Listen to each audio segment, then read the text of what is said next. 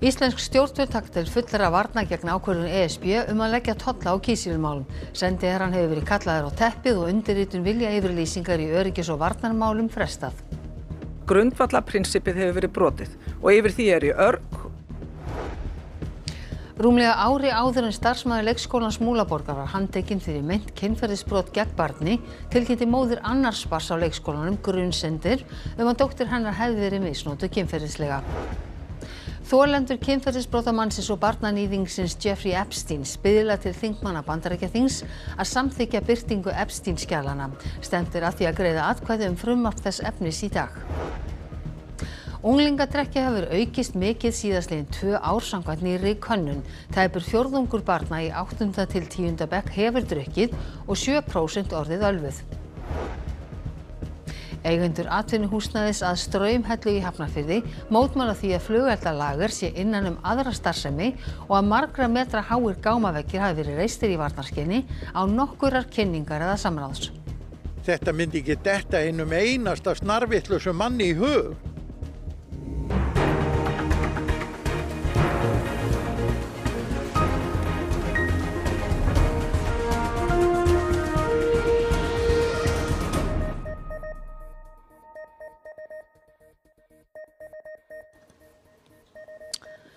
Komið þið sæl.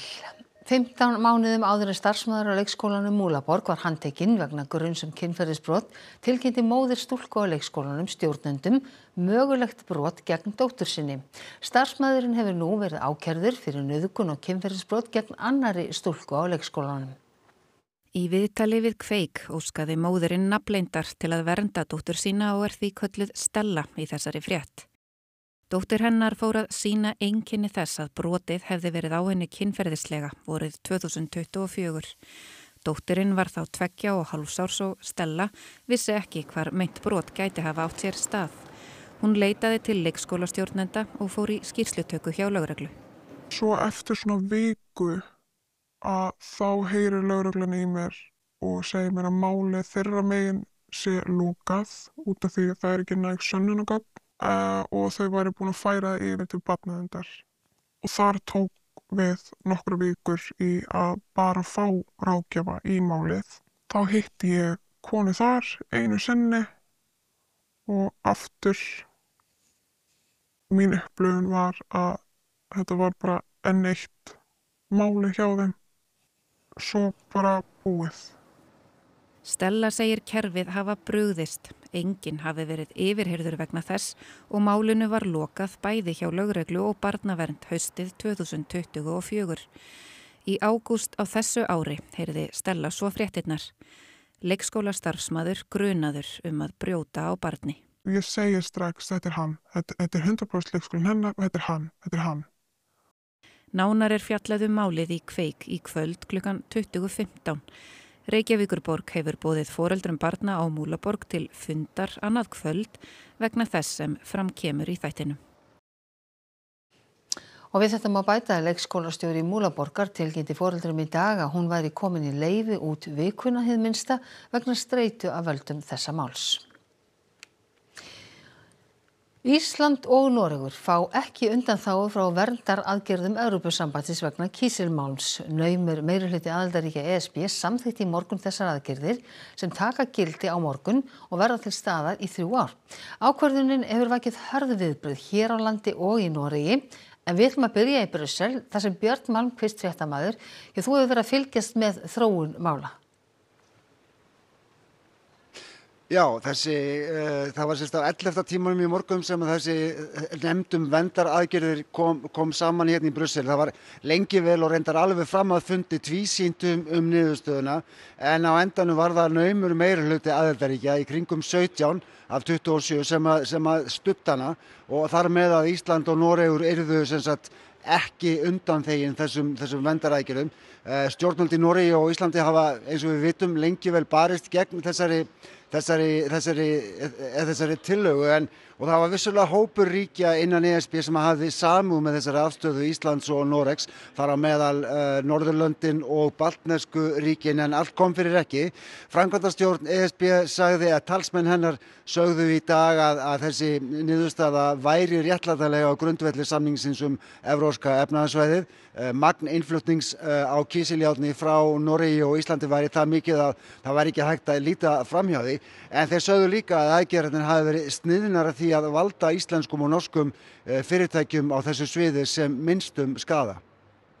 The idea is to introduce country-specific quotas, which will preserve a high degree of the traditional import rates duty-free based on the last 3-year period. Outside the quota, the established minimum threshold price permits additional imports, provided that those prices remain at or above this established level.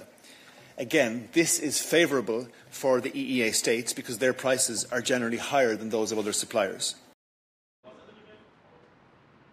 Já, það var sérst af 11. tímanum hér í Brussel sem að fréttir að þessari niðurstöðu bárust og þær fréttir bárust að sjálfsögðu beint heim til Íslands og beint inn á fund ríkisstjórnar Íslands sem var á fundi það leyti, fundi sem reyndar stóð lengur en til stóð í upphafi vegna þessa og það var þungt hljóð í ráðherrum þegar þeir komu út af fundi sérstaklega í utanríkisráðherra.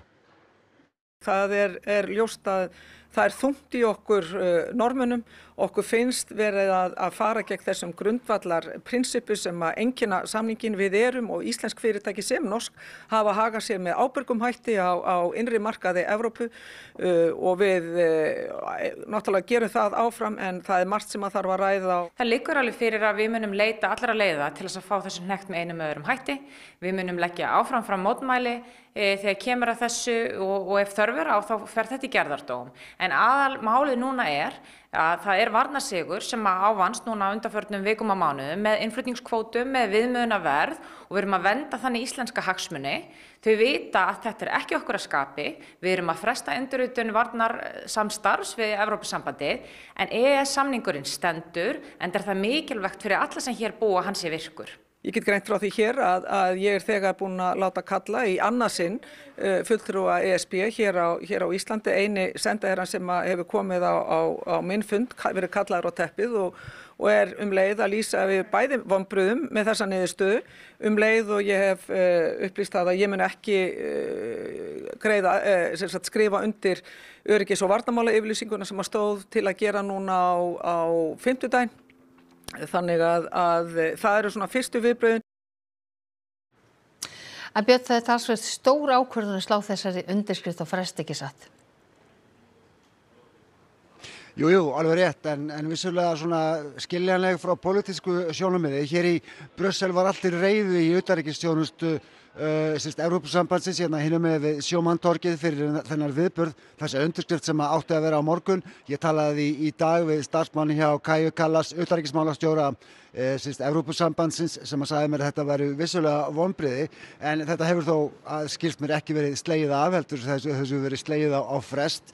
Þorgerður Katrín kemur hingað á morgun og verður á fimmtudaginn á fundi hjá EES-ráðinu með öðrum utanríkisráðherrum frá Noregi og Liechtenstein og þau hitta líka einn af framkvæmdastjórum Evrópusambandsins og þetta mál verður þar í öndvegi sem og á öðrum fundum sem eru haldnir hérna í tengslum við ráðherrafund EES og mér skilst að það sé þegar verið að nika til dagskrá á þessum fundum á fimmtudaginn til þess að þetta mál verði í öndvegi þar.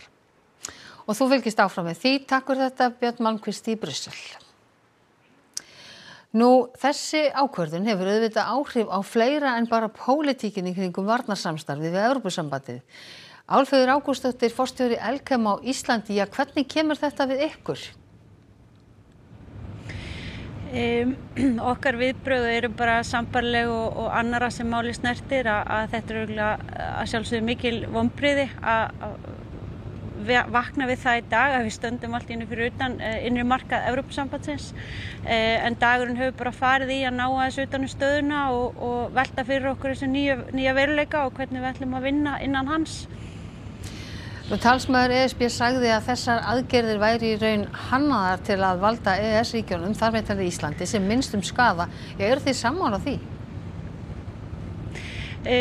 Við höfum náttúrulega verið í viðræðum innan bæði við utanríkisráðuneytið og við hagsmunasamtök sem hafa verið að koma okkar sjónarmiðum á framfæri og ég get alveg tekið undir það að það eru hlutir sem hafa verið aðlagaðir til þess að draga úr skaðanum sem þetta mun valda, en það samt alveg óljóst hver raun áhrifin verða og tíminn þarf svolítið að leiða það í ljós. En standið þið frammi fyrir því núna að þurfa að hækka ykkar verð?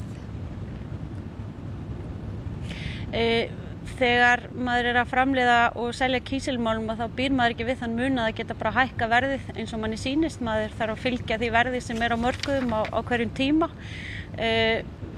Vonir eru þær og væntingar að verðið muni hækka í Evrópu við þetta, en hvernig það mun hafa áhrif á aðra markaði, það rosa erfitt að segja til það. Þannig að raun áhrifin af þessu eru mjög óljós.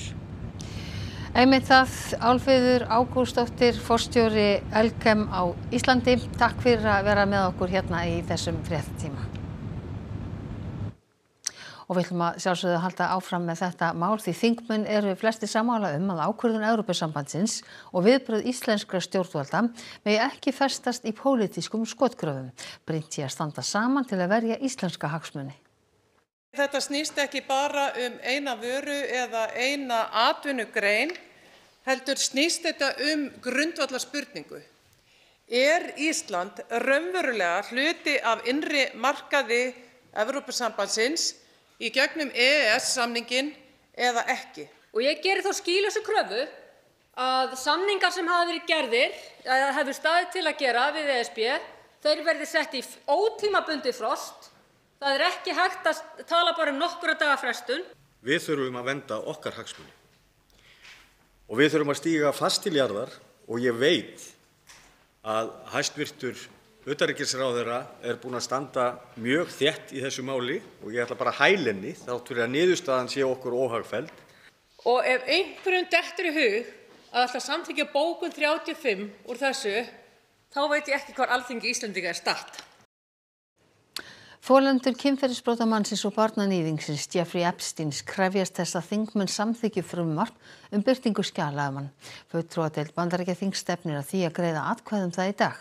Einn dyggasti fyrrverandi stuðningsmaður Bandaríkjaforseta segir hann svikara. Það var tilfinningaþrungin stund þegar konurnar komu fram á blaðamannafundi í dag ásamt þingmönnum fulltrúadeildar Bandaríkjaþings. This is me at 16. When I met Jeffrey Epstein.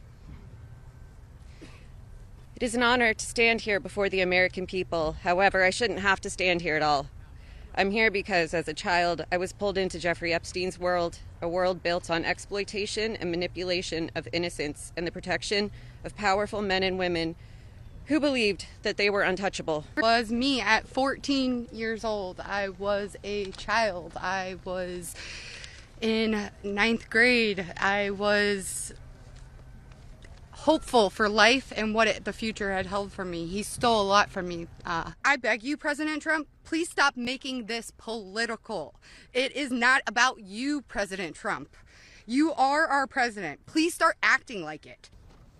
This is who you're fighting for. This is who Congress is fighting for. This is who the House of Representatives are fighting for. And hopefully the Senate will fight for us too. Republikanin Marjorie Taylor Greene var einnig á fundinum. Hún hefur lengi krafist réttlætis fyrir þolendur Epsteins en Trump sneri nýlega baki við henni eftir að hún studdi tillögu demókrata að opinbera Epstein-skjölin. Greene var einn dyggasti stuðningsmaður Trump en var harðorð í garð hans í dag. And he called me a traitor for standing with these women and refusing to take my name off the discharge petition. Let me tell you what a traitor is. A traitor is an American that serves foreign countries and themselves. A patriot is an American that serves the United States of America and Americans like the women standing behind me. Unglingadrykkja hefur aukist verulega síðastliðin 2 ár samkvæmt nýrri rannsókn sem verður kynnt á morgun. 22,4% unglinga í 8. til 10. bekk segjast hafa drukkið áfengi og 7% þeirra segjast hafa orðið ölvuð ævina. COVID-faraldrinum auðveldara aðgengi að áfengi og auknu ábyrgðarleysi foreldra að kenna, segir formaður Samþés.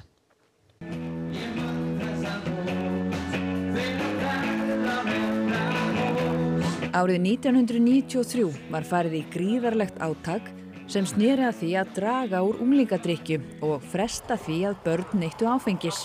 Það tókst mjög vel og vakti heims athygli. Við tók langt tímabil þar sem að unglingadrykkja var ekki lengur vandamál hér á landi nema að mjög litlu leyti. En nú hefur orðið breyting á. Rannsókn og greiningu frá 2024 kemur til dæmis fram að 22% unglinga 8-10. bekk hefur prófað að drekka yfir ævina. Rúmlega 64% stjórnenda í félagsmiðstöð sögðu að unglingadrykkja vera að aukast mikið eða verulega síðastliðin 2 ár. Og það er þá hjá grunnskólanemum? Já, þetta er 8-10. bekkur. Þið verið við drukkin börn á skólaböllum í skólanum eða félagsmiðstöðum?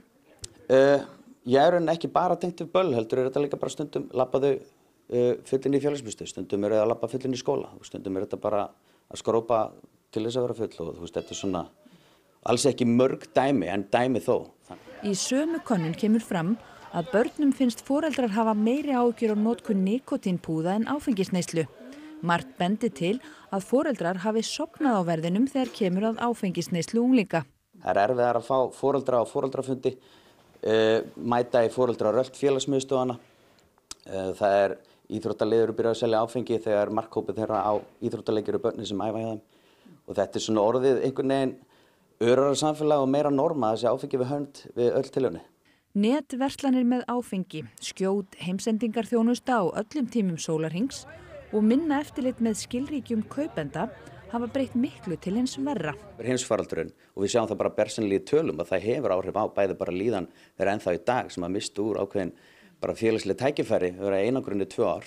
Minna sé að heilu bekkirnir og árgangarnir gerir sáttmála meðal foreldra og barna að heimila ekki neyslu áfengis hjá yngri en 18 ára. Mér finnst einkenni íslenska þjóð að við erum rosalega góði að bregðast við. Við erum ekkert rosalega góði að viðhalda og fyrirbyggja, sérstaklega þessum málum. En eru þið þá síður að prófa eitthvað annað og verra, eiturlyf til dæmis? Nei, í rauninni ekki. Í rauninni finnst mér staðan að vera sú að það er þessi unglingadrykkja og ofan á það þá eru þau mál sem að voru alltaf þungu og erfiðu málin, þau eru bara þyngri og erfiðari. Flestir starfsmenn félagsmiðstöðva telja að unglingarnir útvegi sér áfengi hjá eldri systkinum eða ættingjum. Næst líklegasta leiðin er talin sú að þeir útvegi sér áfengi í gegnum samskipti á samfélagsmiðlum. Margir telja að þau fá áfengi hjá sölumönnum sem mæta þar sem unglingarnir hópast saman. Þá er einnig talið nokkuð algengt að þeir nái að kaupa sér áfengi í gegnum netsölufyrirtæki og fái það afhent frá þeim. Sárafáir verða sér úti áfengi eftir öðrum leiðum. En við spurðum unglinga í Laugalækjarskóla hvort þau hafa orðið vör við breytt mynstur þegar kemur að áfengisneyslu í þeirra röðum. Hvað er að vera ölvaður? Ég veit það ekki. Hvað er að vera ölvaður? Ég virkilega veit það ekki. Hvað eru krakkarnir að drekka? Bara það sem þeir ná í, í rauninni. Bara það sem þeir ná að stela af fólki í kringum sig. Hvar eru þau að drekka? Ég held bara úti, einhvers staðar. Já, þau eru úti eða bara svona ef að þau fá frítt hús þá kannski eitthvað svoleiðis. Mér finnst bara leiðilegt hvað það er orðið algengt. Það virkilega þetta er ekki þroskandi, Hafið þið séð fulla krakka? Já, í rauninni. Ef ég úti á sumrin í göngutúrum þá sé ég stundum svona hópa af krökkum. Ég líka. En koma krakka fullir á böll? Nei. Ég hef ekki verið vart við það, Er þið vör við unglingadrykkju hjá krakkum? Alveg svolítið en ekki það mikið, ekki í mínu umhverfi allana. Mér finnst þetta ekki spennandi. Nei. Hafið þið séð fulla krakka? Já, ég hef séð alveg nokkra. Veist þú hvar þau redda sér áfengi? Nei, myndi örugglega bara giska, stela frá foreldurum, þá hjá systkinum eða að einhverjum sketchy gæja á Snapchat. Hafið þið séð svona einhverju sem að selja áfengi, kannski fyrir utan skólaböll eða einhvers staðar þar sem krakkar koma saman? Nei. En veistu, heldur þessi auðvelt að fá áfengi sent heim? Já, örugglega. Heldur þú muni prófa áfengi? Já, örugglega einhvern tímann. Hvenær finnst þér svona tímabært? Kannski bara þegar maður er komin í menntaskóla og já. 3 menn voru handteknir helgina grunaðir brot á vopnalögum eftir að myndskeið voru birt á samfélagsmiðlum sem virtust sýna unga menn bera skotvopn. Lögreglan bar kennsl á mennina. Hann tók þá og réðst í húsleit þar sem meint vopn fundust. Unnar Már Ástórsson, aðalvarðstjóri hjá lögreglunni á höfuðborgarsvæðinu, segir vopnin vera eftirlíkingar en að vopnalögin nái þó einnig til þeirra. Hann segir að mönnunum hafi verið sleppt að loknum yfirheyrslum og að málið verið sett í sektarmeðferð að rannsókn lokinni. Lögreglan hafi enga þolinmæði fyrir svona háttalagi. Eigendur iðnaðarhúsnæðis í Hafnarfirði segja bæjaryfirvöld hafa samþykkt vörugeymslu fyrir skotelda innan aðra atvinnustarfsemi og 7 metra gámavegg á lóðamörkum án kynningar eða samráðs. Stjórn húsfélagsins að Straumhellu 4 í Hafnarfirði hefur falið lögmanni að krefja bæjaryfirvöld skýringa á hvers vegna flugeldasölu á næstu lóð var heimilað að vera með vörugeymslu undir skotelda innan aðra starfsemi sem og að heimila varnarvegg sem reistur hefur verið beggja vegna húsins, margra metra háar gámastæður, fylltar grjóti og sandi. Formaður húsfélagsins segir ekkert samráð hafa verið haft. Að sjálfsögðu þetta þurfti að fara í grenndarkynningu, að menn setju upp sprengibyrgi fyrir 170 tonna sprengiefni á lóðamörkum eða milli húsa. Ef eitthvað ætti að fara í grenndarkynningu þá ætti þetta að fara í grenndarkynningu og alls ekki á þennan stað. En nú gerir ég ráð fyrir þessi gámastæða sé sett upp ykkur til varnar? Já, sjálfsagt hafa menn hugsað að hún væri okkur til varnar. En við þurfum enga vörn, við þurfum ekki sprengibyrgi í næsta húsi. Málið var afgreitt og samþykkt á fundi byggingafulltrúa bæjarins í júlí. Lögmaður húsfélagsins sendi byggingafulltrúa bréf með fjölda spurninga afgreiðsluna og var vegna alvarleika málsins. Hann beðinn að svara fyrir 15. þessa mánaðar en svar hefur ekki borist. Og þessi sömu yfirvöld eins og byggingafulltrúa og eldvarna eftirlit og aðrir sem leggja blessun sína yfir þetta. Þetta eru menn sem eru skríðandi á milli húsa til að mæla girðingar og runna og annað þvílíkt og atast í fólki. Þarna 7 metra veggur á lóðamörkum. Þetta er ekki lagi. Bæjarstjórinn í Hafnarfirði fundaði með húsfélaginu í dag og sagðist hann í samtali við fréttastofan eftir fundin ætla að kynna sér málið til hlítar. Þá er bent á að gámavegnum fylgi fyrir utan sjónmengun, skuggamyndun og snjógildrur. Ekki myndi þú eða aðrir vilja kaupa húsnæði sem væri við hliðin á sprengigeymslu. Ég held að hljóti nú allir að spyrja sjálfan sig hvað er verið að gera samborgurum okkar. Þetta myndi ekki detta einum einasta snarvitlausum manni í hug. En þetta gera yfirvöld bæjarins. Hin seinheppnaðin ástsæla Bridget Jones var gerð ódauðleg þegar stytta af henni var afhjúpuð á Leicester-torgi í miðborg Lundúna í gær. Jones er í hóp með Harry Potter, Mary Poppins, Batman og fleiri persónum sem prýða torgið. Jones kom fyrst fyrir sjónir almennings í dagblaðadálkum Helen Fielding fyrir 30 árum. Renée Zellweger gaf persónunni síðan líf á hvíta tjaldinu í geysi vinsælum kvikmyndum hana. Þær eru 4 talsins og sú síðasta kom út í febrúar á þessu ári. I kind of feel like that it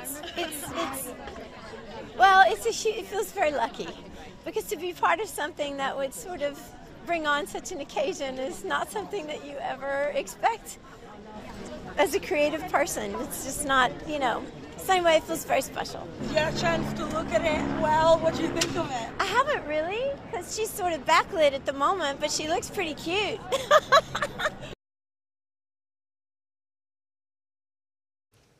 Bergsteinn, hvað ætlið þið að bjóða upp á í Kastljósi kvöldsins? Það er auðvitað málanna ákvörðun ESB að veita Íslandi og Noregi ekki undanþágu frá tollum á kísilmálm. Það ætla að koma til okkar Hanna Katrín Friðriksson, atvinnuvegaráðherra og Guðrún Hafsteinsdóttir, formaður Sjálfstæðisflokksins og við ætlum að ræða áhrif þessara aðgerða meðal annars á EES-samninginn og Evrópusamstarf. Svo ætlum við að sýna langþráð viðtal við Andra Má Eggertsson eða Naflann, íþróttafréttamann sem við ætlum að sýna í gær eftir löng fæðing, við þurftum að fresta því en við stefnum á að klippa naflastrenginn í kvöld. Missum ekki því, takk fyrir þetta Bergsteinn og við lítum til veðurs. Það er frost allt land enda hefur hæði við Grænlandi og lægðasvæði yfir Skandinavíu beint til okkar köldum heimskautaloftsmassa síðastliðinn sólarhring. Norðanáttin gengur nú niður og við tekur fremur hæg vestlæg átt. Það byrjar á því að þykkna upp vestanlands í kvöld og nótt með éljum en á sama tíma léttir til fyrir austan. En það dregur úr úrkomu á morgun og birtir smám saman til og hlýnar heldur en það ætti að haldast bjart og kalt fyrir austan. En við fjöllum nánari veðurhorfur að loknum íþróttafréttum. Íslenska kvennalandsliðið í körfubolta spilar nú gegn því portúgalska í undankeppni EM en leikurinn hófst klukkan 7. Handboltakonan Lovísa Thomsson á leiðin á sitt fyrsta stórmót með íslenska landsliðinu eftir rétt rúma viku. Gaman að vera komin aftur með hópnum hérna og já, ég bara rosalega spennt. Og við kíkjum á undankeppni HM karla í fótbolta þar sem Þýskaland átti stórleik í gær og meðan Noregur fagnaði fyrsta HM sæti sín í 27 ár. Íþróttir eftir augnablik. Og við ætlum að rifja upp helstu atriði fréttatímans áður við kveðjum ykkur. Íslensk stjórnvöld taka til fullra varna gegn ákvörðun ESB að leggja tolla á kísilmálm. Sendiherrann hefur verið kallaður á teppið og undirritun viljayfirlýsingar í öryggis- og varnarmálum frestað. Rúmlega ári áður en starfsmaður leikskólans Múlaborgar var handtekinn fyrir meint kynferðisbrot gegn barni, tilkynnti móðir annars barns á leikskólanum grunsemdir að dóttir hennar hefði verið misnotuð kynferðislega. Þolendur kynferðisbrota mannsins og barnaníðingsins Jeffrey Epsteins biðla til þingmanna Bandaríkjaþings að samþykkja birtingu Epstein-skjalana. Stefnt er að því að greiða atkvæði frumvarp þess efnis í dag. Unglingadrykkja hefur aukist mikið síðastliðin 2 ár samkvæmt nýrri könnun. Tæpur fjórðungur barna í 8. til 10. bekk hefur drukkið og 7% orðið ölvuð. Eigendur atvinnuhúsnæðis að Straumhellu í Hafnarfirði mótmæla því að flugeldalager sé innan aðra starfsemi og að margra metra háir gámaveggir hafi verið reistir í varnarskyni án nokkurra kynningar eða samráðs.